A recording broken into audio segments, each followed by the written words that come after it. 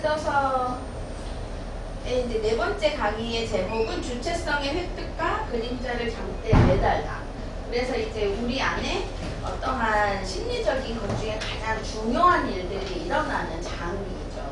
그래서 신성한 에너지가 오면 그 신성함과 친해지는 숙고의 시간을 이렇게 잘 가져야 되고, 그 숙고의 시간이 지나가고 나면 변환의 시간이 오는 거예요. 연금술의 변환처럼 나도 모르는 사이에 그 신성함의 소리가 들리고, 그 신성함이 내 안에 온 이유는 셀프죠. 그 셀프의 그 통치 아래 내가 들어서는 거예요.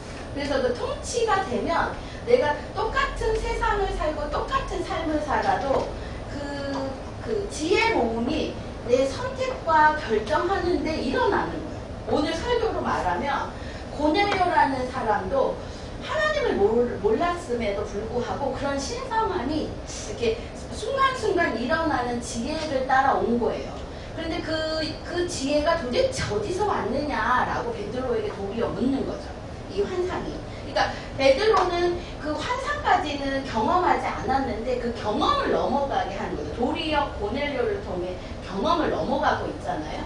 그런 것처럼 우리가 하나님을 믿지 않는 사람이라고 해서 하나님의 일들이 일어나지 않는 건 아니라는 거예요. 놀라운 하나님의 일들이 일어나고 그 일들의 주체, 그 신성함의 주체가 하나님이냐를 도리어 우리에게 묻는 그 순간이 올 수 있다는 거예요. 내 인생에 왜 이런 일들이 일어나느냐. 그럴 때 우리가 명확하게 알 수 있어줘야 된다. 만유의 주 하나님이 우리를 통치하시는 지존의 하나님이시다라는 거. 제가 지난주 하도 더우니까 두 편의 영화를 봤어요. 근데 그 두 편의 영화도 다 그 감독들이 인생의 어느 지점을 가는지가 보이는 거예요. 하나는 진짜 더운 영화를 봤어요. 이게 보면서 냄새나는 느낌? 쾌쾌한 냄새나는 느낌과 피냄새 막 그런 거랑, 그분은 그거를 이제 외계인이라고 표현했는데 그 신성함이 죽음. 그래서 그 신성함을 쫓아 되살리려고 막 외계인들이 그 아기를 찾아다니는 일들이 일어나요. 호프라는 영화에서. 그런데 인간의 그 본능이 그 신성한 에너지를 죽이고 자기네들이 도리어 죽을까봐 그거와 공격하는 거예요. 여기서 그걸 하나님으로 표현하지는 않았지만 그 감독이 엄청난 컴플렉스 속에 있구나. 그냥 아예 시궁창에 살고 계시구나.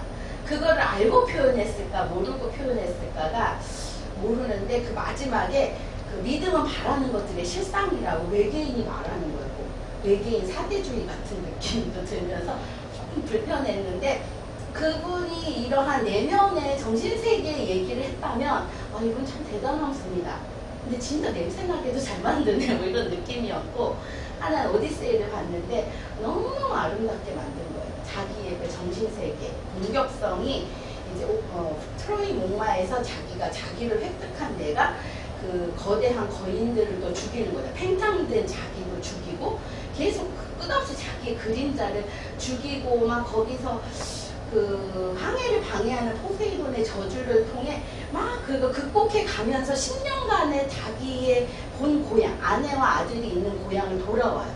이 오디세이가.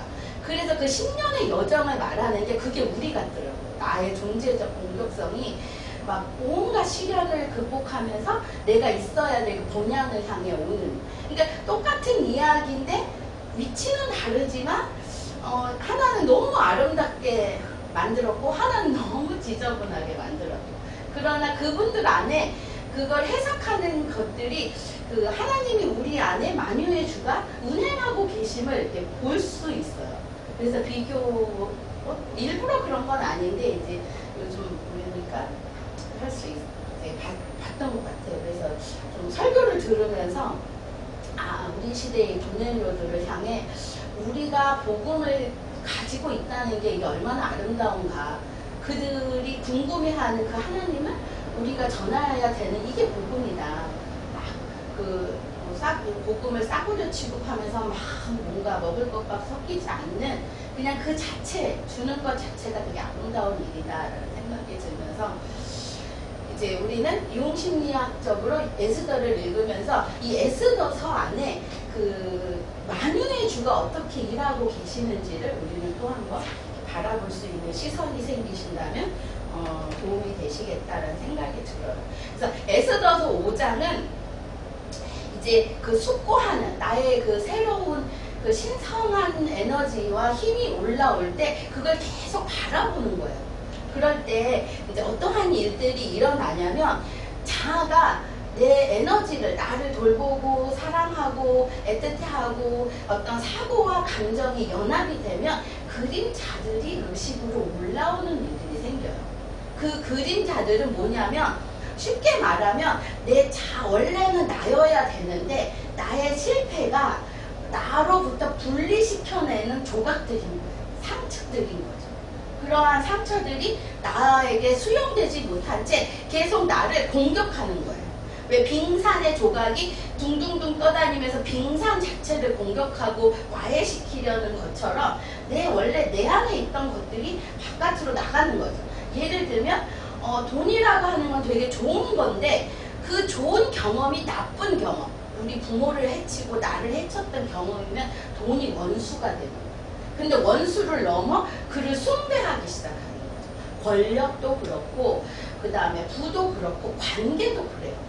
그러한 것들이 이제 어떻게 다스려져야 되느냐를 지금 말하고 있는 거예요. 자, 그래서 이러한 일들이 성급하게 공격해서 그것들을 의식화시키는 게 아니라 그러면 그림자에게 잡아먹히거든요. 오디세이에서 보면 이게 거대한 외눈박이 거인이 나오는데 그걸 공격하면 안 되는데 오디세이가 공격을 해서 포세이돈의 저주를 받거든요. 그림자는 공격하면 안 돼요. 되게 친절하게 다루어야 되거든요. 그래서 그러한 일들이 이제 그림자 에스더서 5장에 나와요. 그래서 그거를 의식으로 초대하는 일들이 생기죠. 자, 이 그림자가 이제 의식으로 올라오게끔 하는데, 그러니까 하만이 이제 에스더를 공격하도록 만드는 여기에는 되게 많은 고통이 있어요. 지금 두려움도 있죠. 그러니까 에스더는 하만을 바로 죽였으면 좋겠는 거죠. 임금에게 가서 쪼르륵 가가지고 임금님 제가 그럼 딱 죽여줄 것 같은데 그렇지 않다는 거예요.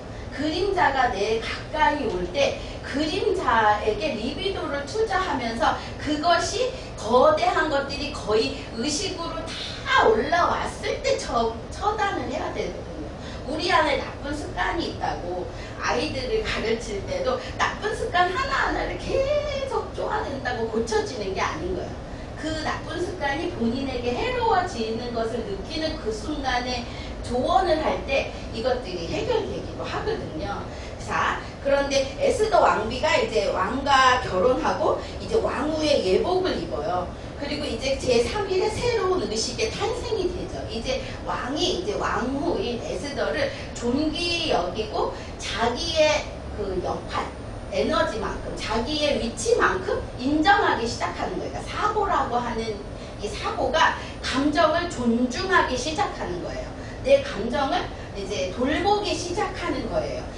그럴 때 성숙한 자아가 탄생하거든요. 그래서 왕이 금호를 내밀어서 그 내적 확신을 주는 거죠. 그리고 물어보는 거예요. 너가 원하는 게 뭐냐? 너의 지금 욕망이 뭐냐? 물었는데 그때 말할 수 있었지만 에스더는 말하지 않는 거예요.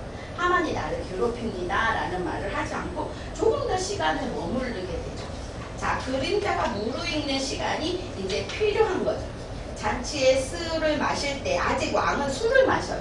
자기의 주체성이 없으니까 늘 그 주체성이 부족한 것들을 자기의 어떤 욕망으로 중독으로 채우는 시간을 갖고 있죠. 이럴 때는 왕에게 직접적인 좋은 조언을 해도 왕은 그것을 할 수 있는 힘이 있지 않아요. 자, 그래서 허락하겠다 하지만 나의 요구에 대해서 에스더가 말하지 않죠. 그러니까 언제 말하느냐도 그 왕이 그것을 해낼 수 있는 힘이 있느냐 없느냐 보는 것도 지혜라는 거예요. 그래서 우리가 어려운 일 가운데 우리가 꿋꿋이 자기 길을 가는 것, 이 그림자가 짙어지는데도 처리하지 않고 가는 그 은혜도 우리에게 필요하다라는 이야기죠. 내가 뭘 원하느냐라고 하는데 말하지 않고 다음에 잔치를 요청하죠. 다음에 또 에너지가 오를 수 있는 시간이 필요합니다라고 말하죠. 그런데 여기에도 그 에스더가 하만을 초청해요. 그러니까 하만이라고 하는 거는 그림자라고 이야기하시면 돼요. 근데 이 하만의 위치는 왕에게 뭐라고 말하냐면, 우리 그림자들은 항상 뭐라고 말하냐면, 이게 다 너를 위해서야. 이게 다 너의 유익을 위해서야. 우리가 그러지 않아요? 돈을 버는 거 다 너를 위해서야. 공부하는 거 다 너를 위해서야. 우리가 누구한테 이 말을 많이 하죠? 자식들한테 이 말을 많이 하는 거야. 다 이거 너를 위해서야. 이거 참는 거 다 너를 위해서야. 하지만 이 하만의 조언이 뭐를 무력하게 하냐면, 왕의 주체성을 무력하게 한다는 거예요. 왕이 신성한 그 에너지와 결합하는 것들을 계속 방해하려는 의도를 가지고 그림자는 우리를 왕에게 접근했다는 거예요. 자, 그런데 하만은 이게 진심이었어요. 자, 우리가 부모들이 아이에게 그림자스러운 말을 하잖아요. 공부는 너를 위해서야. 너 그렇게 그림만 그리다가는 망할 거야. 너 그렇게 노래만 부르다가는 빌어먹을 거야. 너 20살이 되면 독립해. 뭐 이런 말 막 하잖아요. 근데 그게 진짜 진심이라니까요. 그러니까 하만도 그 에스더나 그 모르드게의 그 유대인의 무리가 왕을 되게 해롭게 할 거라고 생각을 한 거예요.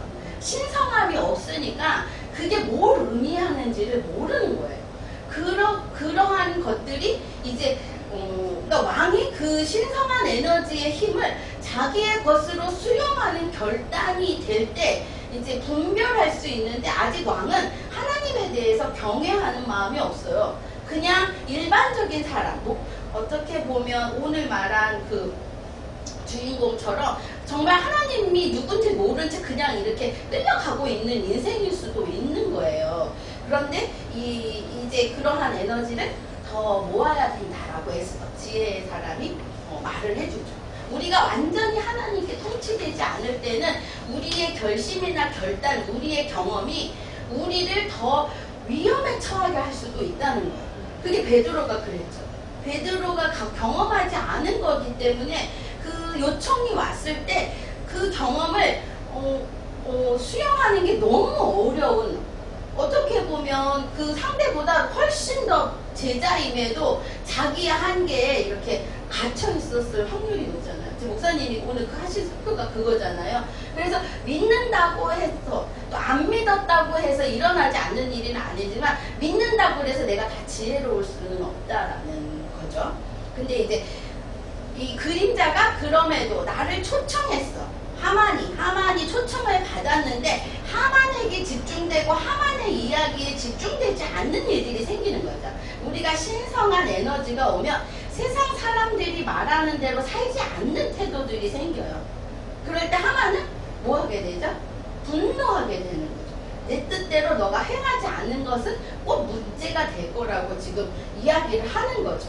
그래서 그 하만의 그 분노는 장대를 매달리죠. 이 신성한 에너지, 지혜로운 것들을 다 물리쳐야 내 뜻대로 왕이 움직일 거다라고 생각하고 그러한 장대들을 매달으려고 하죠. 이거에는 왕이 지금도 에너지 투자를 에스더에게 하는 게 아니라 모르드게에게 하는 게 아니라 하만에게 하고 있다는 거예요. 그러면 이 그림자에게 에너지를 투자하면 우리는 어떤 일이 일어나냐면 거대적 자아가 돼요. 거기에 팽창하기 시작한다는 거예요. 그러한 일들이 이제 그 오디세이 영화에서는 거인으로 나와요. 가끔씩 등장해서 그러한 팽창하는 것들을 잘 도망쳐야 되는 거예요. 이거는 물리치는 게 아니에요. 팽창한 것들을 터트리는 게 아니라 팽창한 것들이 에너지가 빠지도록 리비도를 투자하지 않으면 돼요. 우리가 너 돈을 벌어야 돼 하는 거에 돈을 벌어야 된다는 생각이 아니라 그 돈의 주인은 하나님이시구나 라고 시선을 바꾸면 거기에는 에너지가 빠지게 돼 있어요. 우리가 공부해야지 하는데 공부가 최선이 아닐 수 있어. 하나님의 내 인생의 주인이야 하는 순간 에너지가 빠지게 돼 있거든요. 그런데 계속 하나님 나 돈 더 주세요. 하나님 나 돈 필요해요. 계속 기도하고 나는 똑똑해지고 싶어요. 지혜로 막 여기다가 이렇게 하면 이게 거대해지는 거예요. 더 나중에 그 기도한 그것이 도리어 나에게 화가 되는 거죠. 내 인생의 모든 만유의 주 하나님께서 내 인생을 이끌고 계시다라고 이 믿는 순간 에너지는 빠지게 되는데 그게 믿어지지 않으니까 끝없이 그것들을 갈망하고 욕망하게 되는 거거든요. 그래서 하만이 계속 이렇게 팽창하죠. 자, 그리고 나서 하만이 이제 뭐가 오면은 확 헷갈다 바뀌냐면 모르드게를 만나는 순간 이 사람의 그 지렁이가 밟으면 꿈틀하듯이 막 이렇게 하는 게 생겨요. 그래서 모르드게가 대궐 문 앞에 앉아 있는 것을 보자마자 더 붕괴하는 거죠. 우리의 지혜, 하나님의 말씀, 하나님의 그러한 은혜가 오면 딱 보면 알 수 있어요. 그림자에게 노출되어 있는 사람은 그 은혜 자체가 자기가 가지고 있는 이 그림자가 해체될 것 같은 두려움에 그 욕망에 절을 할 수 없다는 거. 그래서 복음을 전하거나 무언가를 할 때 더 적개심을 갖고 있다는 거. 그거는 그림자가 방향에 가득 찼기 때문에. 그 안에 세레스가 장대를 세우라고 말하죠. 그림자의 감정이 계속 그런 것들에 대해서 부정적 노출을 해라라고 해요.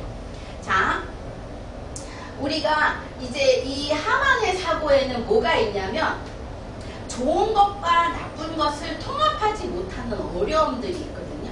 자, 요게 우리의 정서, 심리적인 걸로 뭘 표현하냐면 우리 멜라니 클라인이라는 분이 우리 유아기적 사고 안에 이러한 태도가 있다라는 거예요. 그러니까 좋고 나쁨을 수용할 수 있는 흑과 백을 동시에 공존하는 힘이 없다는 거예요.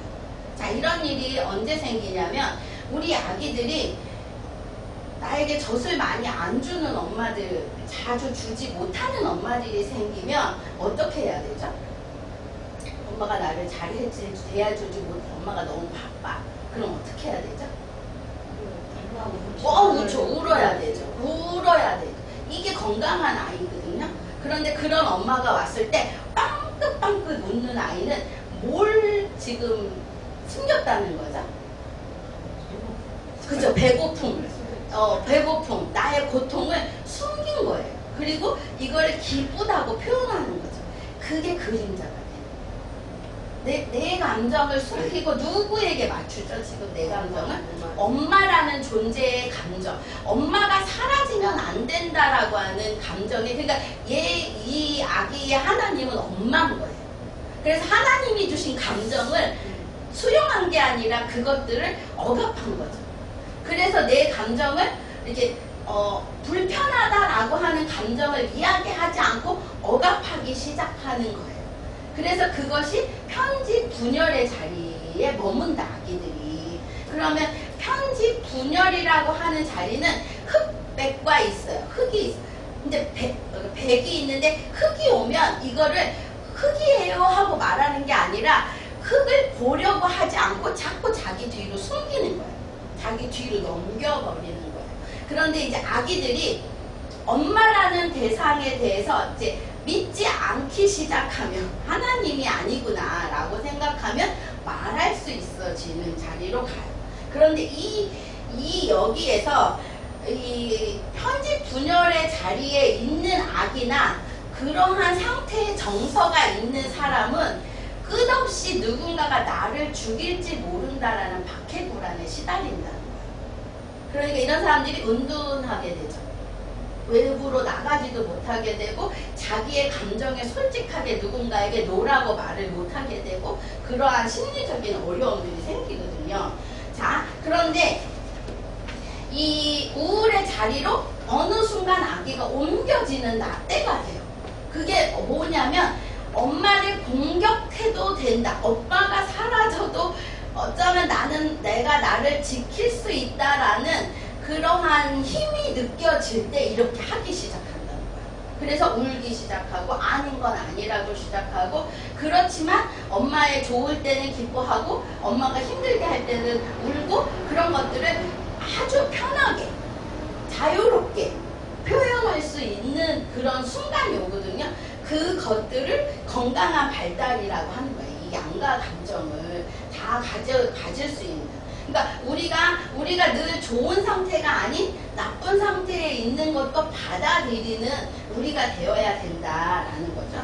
자, 자, 그러면 위니칼시라고 하는 이 분이 이 그림자를 수용하기 위해 우리는 공격성을 올려야 되는데, 그림자를 포용, 흙이라고 하는 거를 포용하기에 올려야 되는데 처음부터 그걸 할 수 있는 사람은 없다는 거예요. 그러니까 그걸 누구랑 해야 돼요? 나의 대상이 뭐 엄마하고 하기도 하고 아빠하고 하고 남편하고 하기도 하고 어떤 사람은 자기 자식하고 하기도 하는데, 이제 그러한 공격적인 이 감정을 획득하는 과정이 되게 누군가가 버텨주고 담아줘야 된다. 그걸 견뎌내주는. 그래서 그 내가 이런 공격을 해도 그 상대가 파괴되지 않는다는 경험을 할 때 이 아이는 내적인 힘을, 그 내적인 힘의 리비도를 더 투자하는 사람이 되겠죠. 그래서 굴뚝굴뚝 하는다는 게 아니라 분노도 담아내고 분노도 표현할 수 있고, 표현한다고 해서 나도 망가지고 게 아니라 너도 망가지지 않는다는 경험을 가지는 그러한 일들이 생길 때 주체성이 생긴다라는 거예요. 그러니까 주체성은 용사가 되어 간다. 용사가 되었다는 말이거든요. 자, 그러면 에스더가 지금 이 용사가 되고, 이 왕이 용사가 되어 가고 있는 과정이라는 거예요. 하만이 왔을 때 하만에 대해서 흙과 백이어야만 된다라는 게 아니라 하만이 흙이다, 위험한 존재라고 하는 것들을 향해 처리할 수 있는 힘을 가져야 대항하죠. 안 그러면 무서워서 하만에 대해서 눈도 똑바로 볼 수가 없거든요. 이제 갓 왕이 됐기 때문에. 그런데 이 에스더의 그 신성한 에너지가 무언가 옳지 않은 거에 대해서 말할 때, 이게 흙이다라고 말할 때 그것들에 대해서 처리할 수 있는 힘, 공격성, 노라고 말할 수 있는 힘이 왕이 갖게 되는 이 과정으로 변환되었다. 그러니까 이거는 엄청 중요한 게, 이게 사춘기 때 이거를 못해요. 그리고 이렇게 못하는 사람은 평생 못할 수도 있어요. 근데 제가 요즘 우리 청년들 20살, 25살 뭐 이렇게 18살 이런 애들이 한 4-5명이 요번에 올 여름에 정말 저도 이 공격성과 힘들었는데 부모 멱살을 잡고 오는 거예요. 이제 이 부모는 아이가 어떤 아이로 있게 하고 싶어요. 부모는 흙이 아니라 백이네. 그래서 엄마에게도 노라는 말을 안 하는 착한 아이로 계속 있게 하고 싶은 거예요. 그러니까 아이가 엄마는 내 마음을 몰라 그러면은 아니야, 몰라 이렇게 해야 되는데, 아니야 나는 너 마음을 알아 이러니까 애가 이제 이게 미칠 것 같은 거죠. 그래가지고 이제 엄마 아빠 멱살을 잡고, 표현이지만 멱살을 잡고 억지로 상담을 온 거죠. 그래서 제가 이제 이 얘기를, 이 아이가 공격성을 획득했기 때문에 엄마에게 나쁜 점, 힘들었던 점, 고통받았던 점을 이제 배설하는 거다. 어머님은 견뎌주셔야 돼요. 하니까 이 엄마는 그런 적이 없다는 거죠. 자기 경험에서는 하만도 지금 누구를 위해 일해요?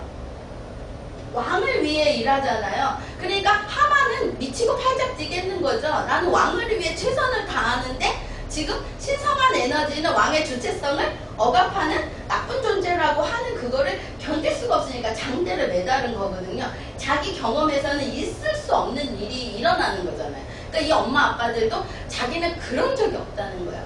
그래서 그러면 이 아이가 했던 행동을 청소년기에 해보셨냐?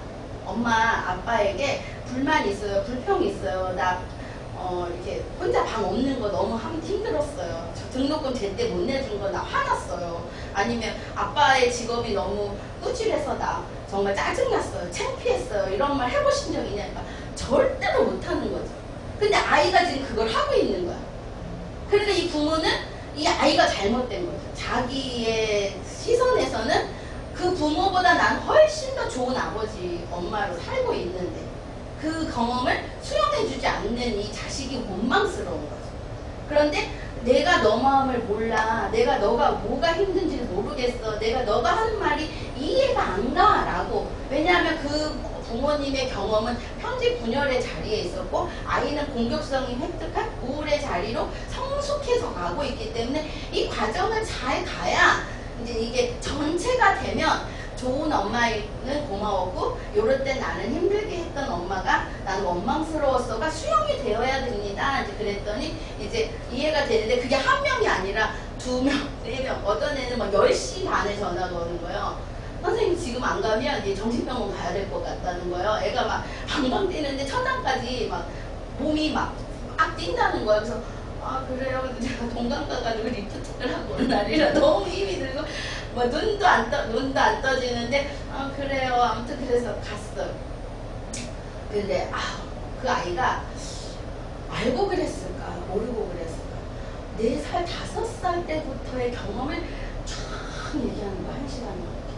엄마가 뭔 짓을 했는지, 엄마가 그때 이렇게 째려봤고 누구랑 뭔 말 했을 때 옆에서 이렇게 꼬집었고 뭐 이렇게 했을 때 누구네 집에서 언제 몇 시에 머리가 좋은 아이라 그런데 막 쫙 얘기하는데 엄마 아빠가 한마디도 못하는 거야. 근데 내가 네가 한 말을 내가 멜라니 클라인이 하신 그 이론에 이렇게 잘 적용한 것들을 설명해 줄까? 그랬더니 좀 설명 좀 하라는 거예요. 그러니까 이 무의식에서의 이 그림자가 올라오면 견딜 수 없는 두려움이 쌓이거든요. 왜냐하면 내가 좋아했던 엄마 아빠가 나쁜 사람으로 지금 내가 해석이 되는 그러다가 정신증이 오기도 하거든요.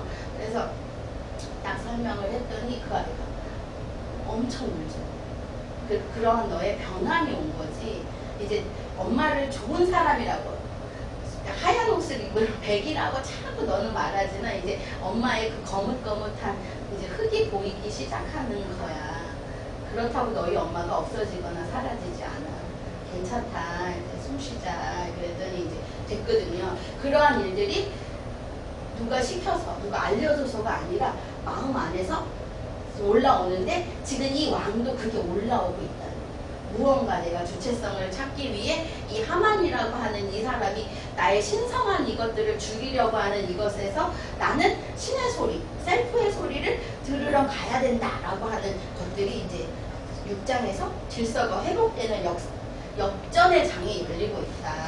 그래서 아까 그 아이가 생각한 것처럼 왕이 밤에 잠이 오지 않으니까 뭔가 일기를 읽다가 그 지혜로움이 나를 살렸던 기억을 쫓아가기 시작하는 거예요. 지혜의 소리를 듣는 거죠. 그래서 그 아이도 그러는 거예요. 언제 그랬었지? 그저께 밤에 갑자기 그 주마등처럼 이것들이 막 올라오는데 견딜 수가 없다서 얘기를 했대요. 근데 엄마 아빠가 아니라고. 난 그때 그런 마음이 아니야 하니까 안 될 것 같아서 이러다가 자기가 그러다 미치거든요. 정신이 어떻게 될 것 같아서 선생님이 그랬더니 이제 숨이 꺼지고 가스가 빠져나오고 해로웠던 기운들이 빠지니까 아이가 고요가 찾아오고 있거든요. 그래서 이제 그 아이를 좀 조금 더 다독이긴 해야 되지만 이러한 것들이 그냥 어느 순간 찾아온다는 가만히 있어. 우리 고넬료도 아마 이러한 시간이 찾아왔겠고 내 안에 이러한 일들이 왜 생겼을까요? 하고 베드로에게 다시 와서 물어봤던 거라. 성령이 우리 안에 오시면 이러한 일들은 자연스러워요. 근데 자기의 경험에 가두면 이러한 일들을 위험하다라고 하겠죠. 이런 지혜가 찾아오는 일들을. 그래서 지혜를 향한 존귀한 마음을 지금 고백해요. 그러한 사람, 나를 구해준 이 지혜에 대해서 내가 어떻게 응답해야 되느냐라고 묻는데 하만은 자기에 대해서 고마운 거다 생각하고 자기가 원하는 것들을 말하죠. 자기가 원하는 것들을 막 여러 가지로 말하고 있어요. 그러나 그것이 그림자에게 투자될 게 아니라 지혜, 하나님이 보내신 지혜의 존귀한 존재에게 잘 에너지가 가고 있죠. 이제 왕은 셀프의 소리를 듣고 셀프의 통치를 받는 그 여정을 지금 가게 되고 있죠. 그래서 그림자에서 참 자기로의 에너지가 전환되고 있어요. 그래서 하만이 말한 왕복, 의복과 왕의 의복과 말과 왕관과 모든 것들을 다시 모르드게에게 주려고 하죠. 그러나 모르드게 지혜의 사람은 그거를 위해 지혜가 찾아온 게 아니거든요. 우리는 그 지혜를 주신 하나님을 경배하는 거지 지혜 자체가 경배의 대상이 될 수 없거든요. 그래서 이 모르드게는 다시 자기에 있어야 돼. 문지기의 자리로 가게 되죠. 그 지혜를 이끄신 그 너머에 계신 하나님을 보게 모르드게는 이야기하죠. 저는 목회자들이 어쩔 때는 모르드게와 같은 역할이다 생각해요. 그런데 모르드게처럼 하지 않는 게 한국교회 문제가 아닐까?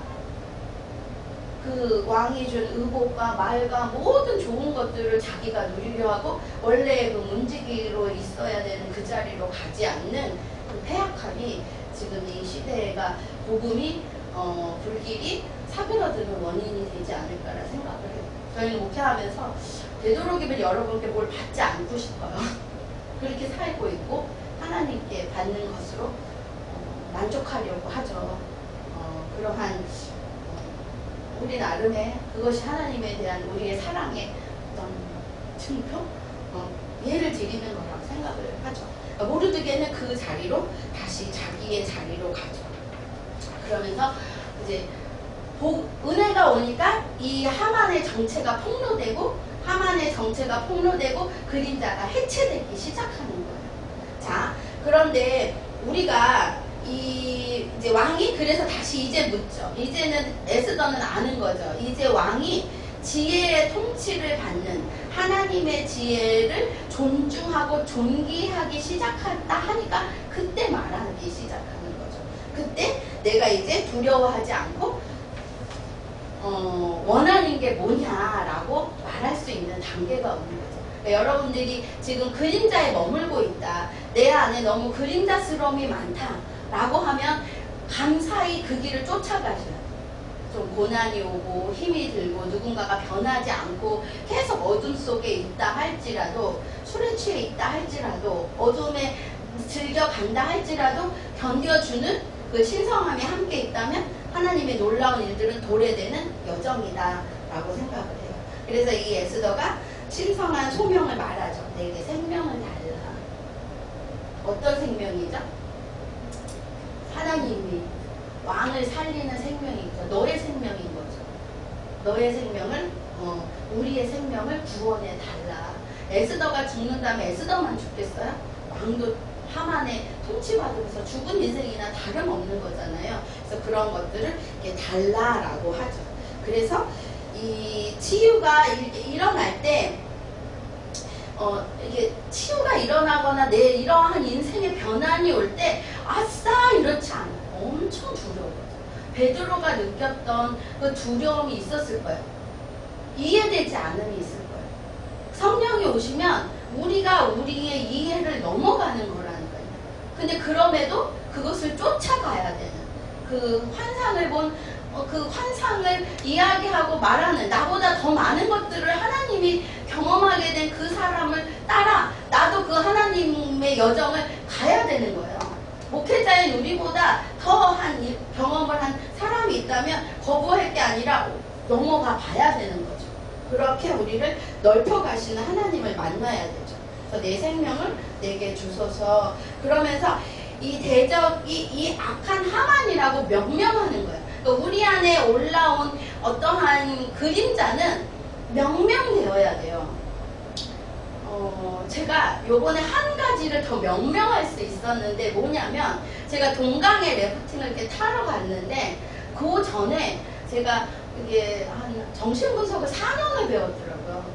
근데 제가 정신분석에 대한 내 어떤 논지를 이렇게 기록하는 게 있거든요, 로그를. 근데 내가 그걸 안 하는 거예요. 내가 왜 안 하지? 그냥 궁금해진 거예요. 왜 안 하지? 그냥 내면 되는 걸. 말도 잘하고 글도 잘 쓰는데 왜 안 하지? 근데 그게 저의 그림자였더라고요. 근데 제가 어떻게 알아차렸냐면 그냥 그림자구나는 알아차렸는데 왜 그게 왔는지가 몰랐어요. 근데 제가 동강 래프팅을 타고 알았어요.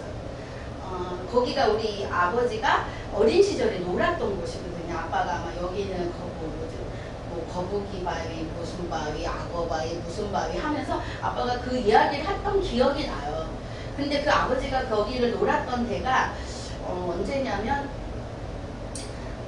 중학교 때까지인 거예요. 그러니까 우리 아빠 중학교 들어가자마자 할아버지가 저기 지식인이었거든요. 선생님이었거든요. 그러니까 월북을 당하신 거예요. 그러니까 갑자기 우리 아버지는 너무 새로운 학문을 추구하는 우리 아버지를 갑자기 잃어버린 거죠. 그러니까 아빠는 자기가 가장이 된 거예요. 그래서 중학생인데 동생들을 3명을 다 고등학교까지 공부를 시킨 거예요. 중학교짜리 아이가 뭐 동네에 아무것도 없는 동네에서 뭘 하셔가지고 운전병도 하시고. 그러니까 그 아버지의 시절이 중학교에 그 좋았던 시절이 거기를 머문 거야. 그래서 저에게 늘 하셨던 말인 거예요. 나에게 준 하만이 뭐냐면 별나게 생각하지 말아라. 그러니까 뭐 별난 거를 하지 말아라. 그냥 평범해야 된다. 그러니까 제가 뭘 물으면 궁금해하면 안 된다.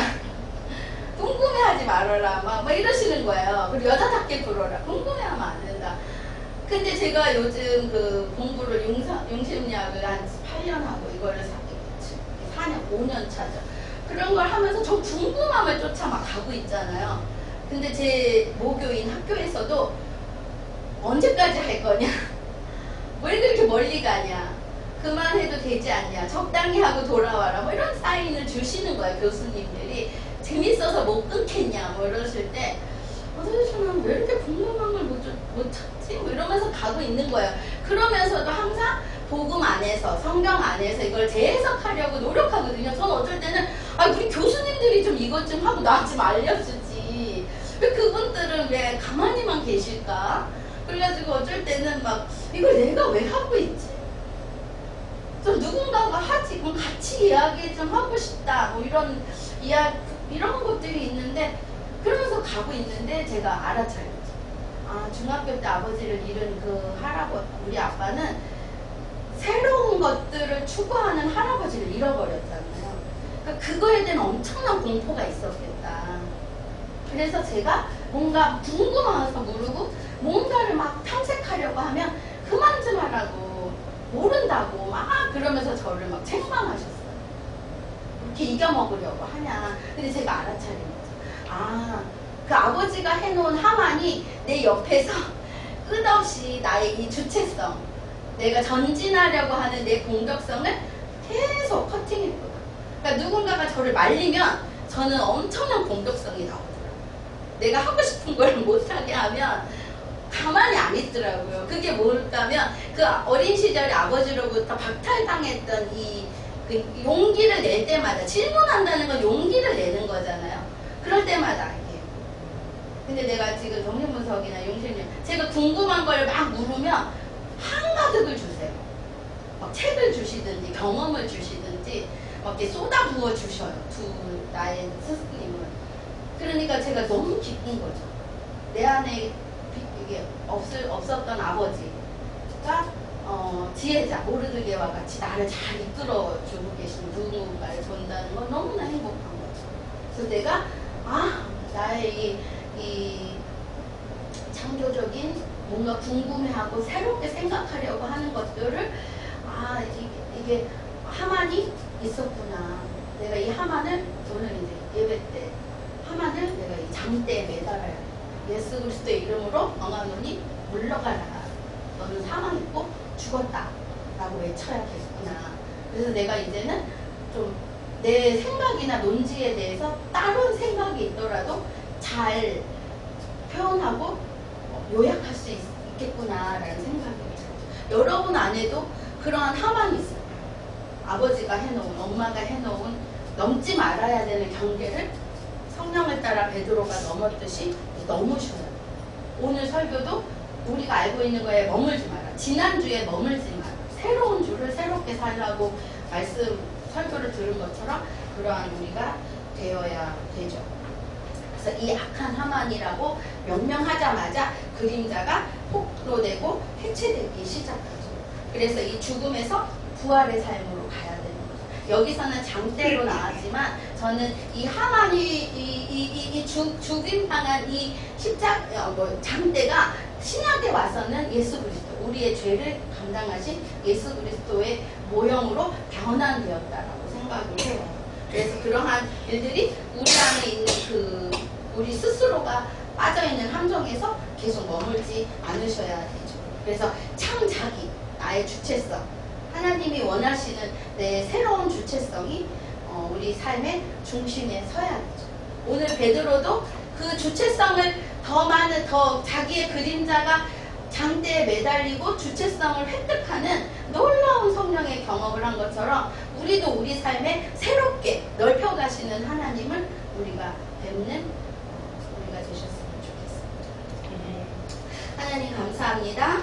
이제 우리가 우리의 삶 속에 우리의 하만을 장대에 매달고 우리를 향하신 하나님의 놀라운 지혜를 따라 우리의 만유의 주를 경험하는 우리가 되게 하여 주시옵소서. 예수님의 이름으로 기도합니다. 아멘. 감사합니다. 감사합니다.